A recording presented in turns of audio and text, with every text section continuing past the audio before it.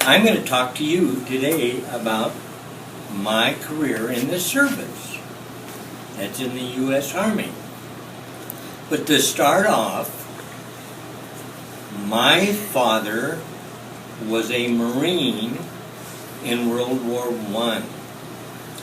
That's a long time ago, almost 100 years ago.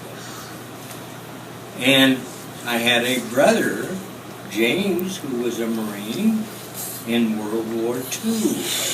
That happened back in the 1940s. I had another brother, Robert. He was in the Air Force then.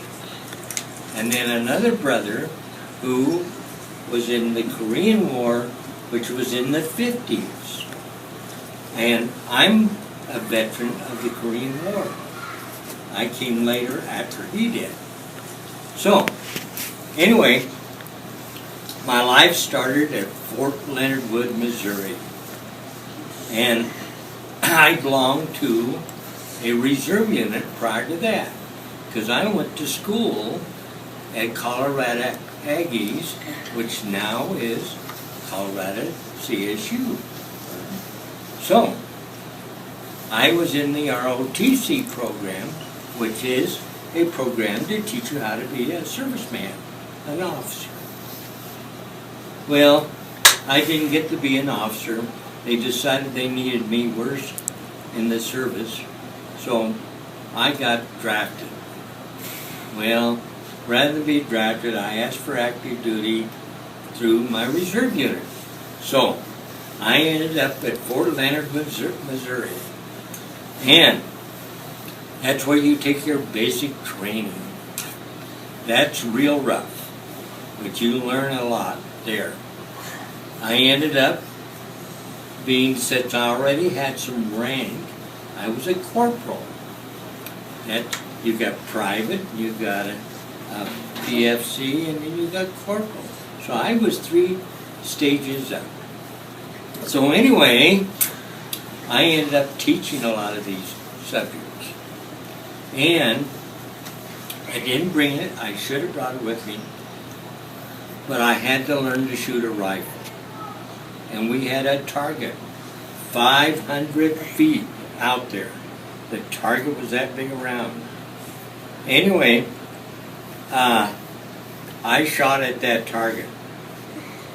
I got an expert badge out of that because I shot almost perfect score right in the center of that target every time. I got the highest rating that you could do on the range.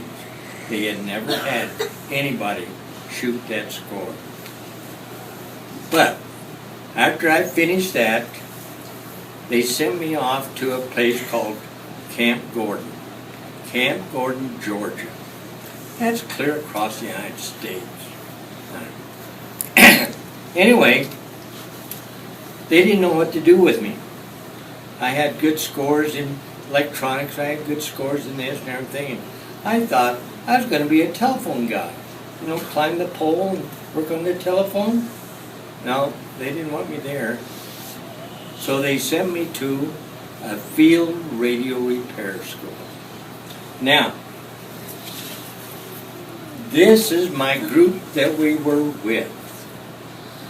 That's at Camp Gordon, Georgia. And I was with all those guys.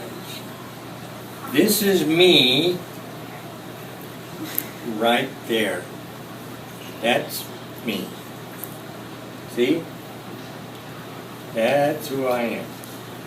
Anyway, my job ended up, I had to march all these guys every day for 48 weeks. You know how long 48 weeks is? It's a long time. It's a whole year. You go to school here only 36 weeks. We went 48 weeks. 8 hours a day on it. And so that was my job too. After going to school all day, I had to march them from and to and back and forth every day. I don't know how I got that job, but I got it. So this is a picture of me during that same period of time. Anyway, after that, I learned to be an electronic serviceman on radios and receivers. Do you know what a transmitter is? Nobody knows what a transmitter is? Do you know what the radio station is here? Do you know where it is? Where? In the mall? In the mall. And they broadcast to your radio. Well, that's called, they're a transmitter. Now, your radio that you get the music on is the receiver. So that's what you had, a transmitter and a receiver. But I learned how to work on all of them, every kind. From little walkie-talkies you hold up to your ear, like our iPhones are today, except they were a lot bigger. They're about that long, about that square. Anyway, that's what I learned to do. I learned to work on big ones. Well, from then I got out of that school and I ended up going to Fort Huachuca, Arizona. But I kept applying for overseas duty. I wanted to go to Germany. But I never could go to Germany. They wouldn't let me go. And I really didn't understand why. So at the end of the tale, I'll tell you why. So, I ended up at Fort Huachuca, Arizona. It's an old Indian post that went way back in the 1800s. Well, we opened up that post, 7,000 troops. And we ran all our testing there. Our job, which is called a mission, our job was to see why those transmitters didn't work in Korea. So we did testing and testing and testing to find out why they didn't work. You know what we found out? If you drop them out of the truck, they don't work. And that's about all it was. Too many people dropped them out of the truck. So, that's what my mission did. And I worked down there for almost a year. And I ended up with a new rank. I ended up as a sergeant. Now, a corporal has two little stripes. I don't think you can see them on there. Just two little stripes. Well, now I had three little stripes and a rocker. That was on my shoulder. So I ended up as a sergeant. I was only the second sergeant they got in the whole 6th Army area made that year. That is California, Arizona, Mexico, the whole western United States. So, anyway, so I got in charge of a platoon. Now, this is a company, and there's 4 platoons to a company. So you take 1/4 of this, and that's a platoon. It's like having, 60 guys underneath you. So I was a platoon leader, and I had those. Guess what I had to do with them? I had to march those guys too. Same thing. Had to bring them out, make them stand at attention, and do that. Well, then I got transferred to Fitzsimmons Army Hospital. Fitzsimmons Army Hospital is in Denver. You know where Denver is? Okay. It's way on the other side of Denver, and it was an Army hospital. And we had we had all kinds of people, little people like you, and big people there. Anyway, I was called in charge of quarters. Meant that when I was on duty, I had 600 people under me. And that was a job, keeping track of those 600 people. but I enjoyed it. And when I was there, I met a president of the United States. His name was Ike Eisenhower. And Ike Eisenhower had a heart attack. And so I went up and saw him.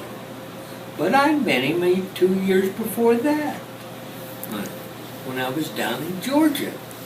So I went in and saw Ike Eisenhower and sat there and talked to our president for about a half an hour. And we talked about what?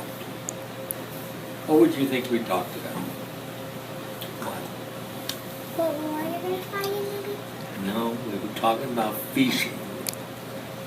Fishing the Yampa River, which is right down here. So that's what we talked about. So, any questions now?